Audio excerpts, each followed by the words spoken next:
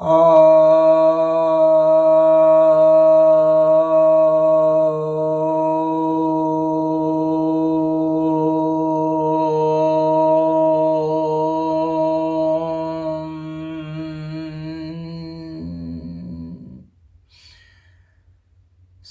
भक्तजनों को सप्रेम नमन। तो आज आपकी जिज्ञासा का समाधान लेकर आया हूं।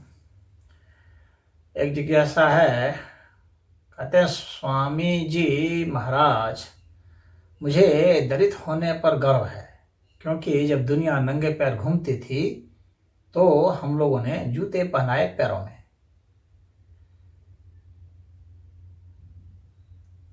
दलित तो वह शब्द यहाँ पर आपने गलत चुन लिया है। आपके पूर्वज जो हैं वे दलित नहीं थे। दलित तो इधर हाल फिलहाल का शब्द है और यह हीन भावना भरने के लिए दलित शब्द है। आप यह कह सकते हैं कि हम लोग चर्मकार थे, क्योंकि दलित जूते नहीं बनाता है, चर्मकार जूते बनाता है।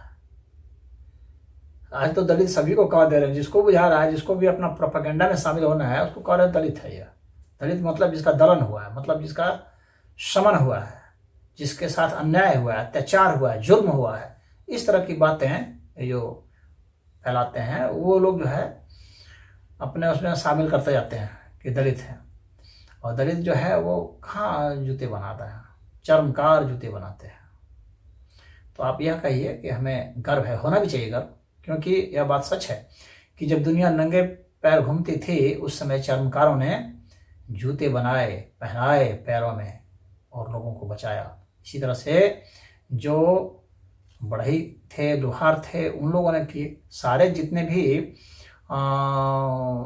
तकनीक के काम थे, जितने भी उपयोगी काम थे, वे सारे काम तो यही करते थे जिनको कि उस जमाने में शूद्र कहा जाता था।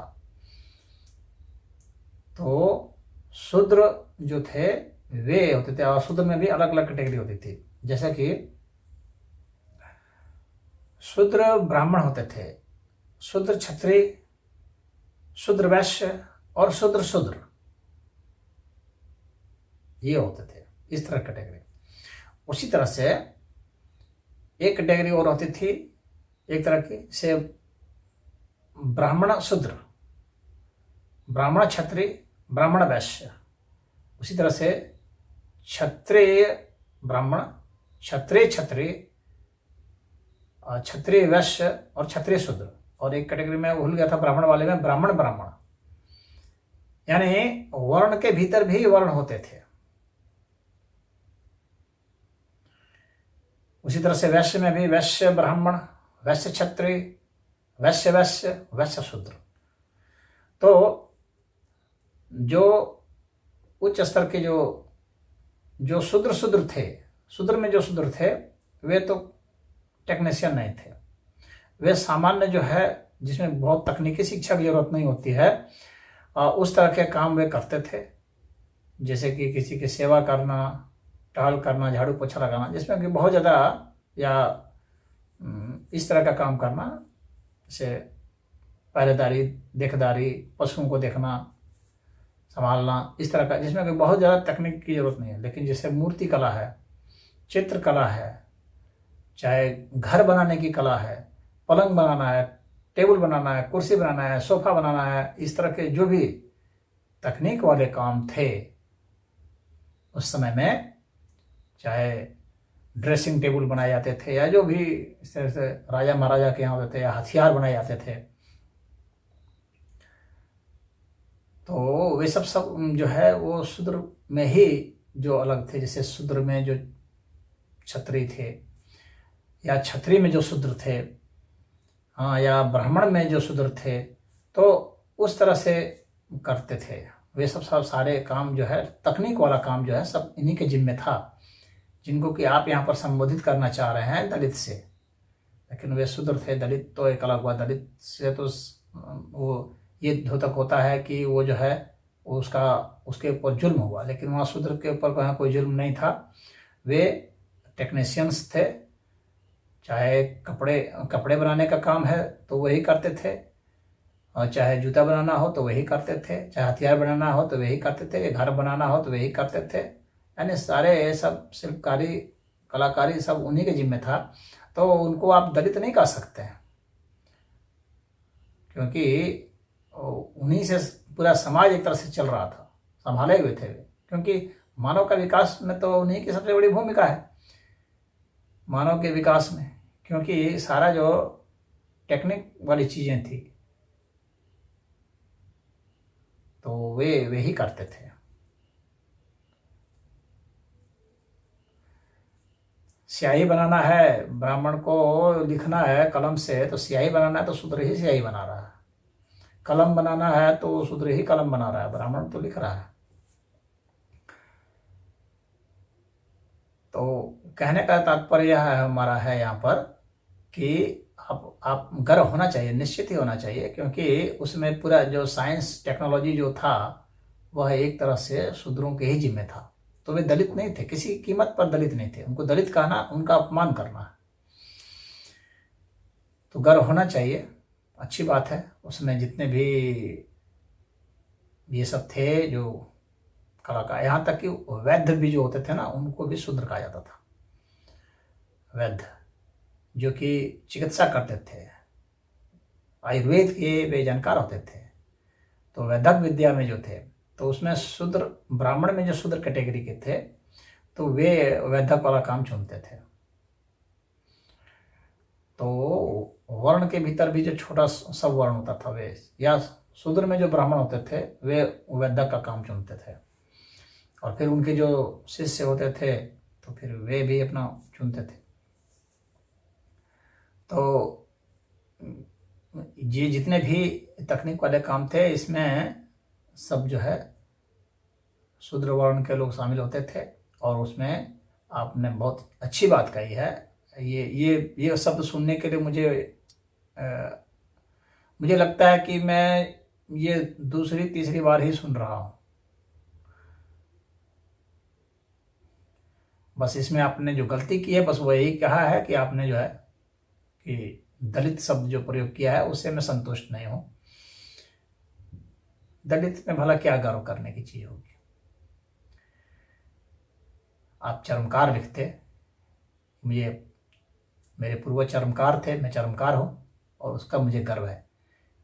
क्योंकि जब दुनिया नंगी घूमती थी तो उन लोगों ने जूते पहनाए।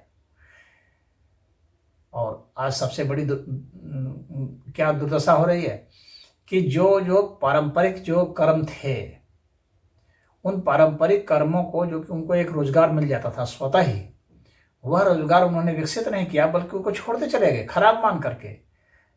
जो ईसाई मिशनरियाँ आई और जो ये मुस्लिम सब आए और अभी जो कम्युनिस्ट सब आए, प्रोपेगेंडिस्ट सब आए, इन लोगों ने इसको खराब माना। जो भी पारंपरिक पारिवारिक जो रोजगार के साधन थे, आजीविका के साधन थे, उसको खराब माना।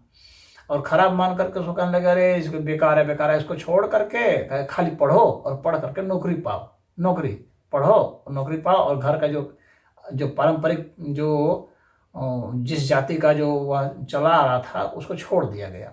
उससे क्या हुआ, वे आज बेरोजगार होकर घूम रहे हैं और उनके कर्मों को सब मुसलमान हथिया लिए। मैं तो यही देख रहा हूँ कि मुस्लिम समुदाय के लोग इन सब के कर्म उठाए। कोई माली का कर्म अपना लिया, नट का काम अपना लिया, तो रेणी पटिया में कर रहे हैं, जूता सिलने का, हर चीज जहाँ जहाँ जो काम है, छोटे छोटे जो काम थे उस सबको हथिया लिया सब। और ऐसा इसलिए हुआ क्योंकि ये जो हिंदू सब थे उन लोगों को ये पट्टी पढ़ा दी गई कि जो है ये ठीक काम नहीं है, तो पढ़ जाओ और पढ़ करके जो है तुम नौकरी खा खोजो। अरे पढ़ करके उसी को विकसित करते, वह तुम्हारा एक बना बनाया बिजनेस था, उस बिजनेस को ही विकसित करते, एक बड़े उद्योगपति हो जाते। तो एक कलाकार जो है अगर उसके साथ अपना एक बिजनेस बुद्धि लगा दे तो कलाकार जो है उसको एक उद्योग के रूप में खड़ा कर सकता है। पढ़ने लिखने का मतलब यह नहीं होता है कि हम पढ़ लिख गए तो अब जाके नौकरी ही कहीं जाके नौकर बनेंगे। तो ये नौकर बनाने वाली जो बुद्धि थी, उस बुद्धि के कारण जो है बहुत नुकसान हुआ। क्योंकि नौकरी तो मिली एक को, बाकी रह गए बेरोजगार। वो किसी काम के नहीं रह गए, अपना काम किए नहीं और फिर 35-40 वर्ष तक नौकरी खोजते रह गए कि जब तक उम्र खत्म नहीं होगी तब तक कुछ करेंगे नहीं, जब उम्र खत्म हो गई तो बुढ़े हो गए। तो छोटे मोटे जाके कहीं पर फैक्ट्री में कुछ छोटा मोटा काम कर करके अपना जीवन खत्म कर दिए।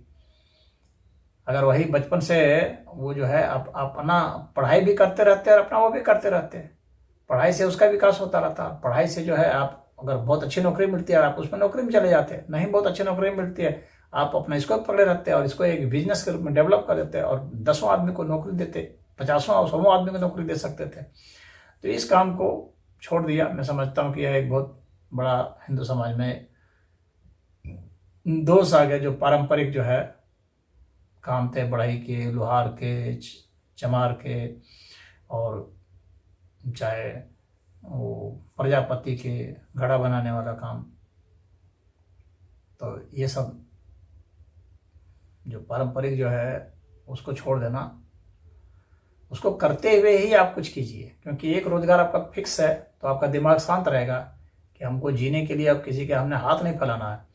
तो एक जब रोजगार हमारा फिक्स हो गया, शांत हो गया हमारा मन, तो हम ज़्यादा बढ़िया ढंग से कुछ को पढ़ सकते हैं। क्योंकि हम तनाव नहीं रहेगा कि हम कहाँ जाएंगे, पढ़ लिख करके नहीं मिली नौकरी तो कहाँ जाएंगे, वह नहीं रहता। तो चलिए, एक अच्छी बात है बहुत दिनों के बाद मुझे सुनने को मिली। हरि ओम।